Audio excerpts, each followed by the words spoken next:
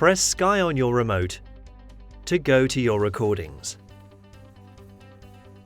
You can quickly and easily move through recordings using your Sky Q remote.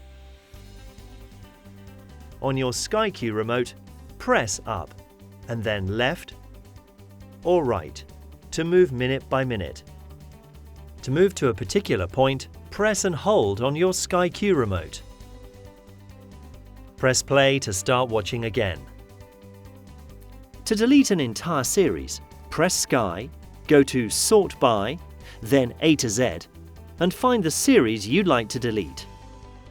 Swipe or press right and choose Delete All. To continue watching a show you haven't finished, or to find the next episode of a series you've recorded, press Home and go down to Continue Watching.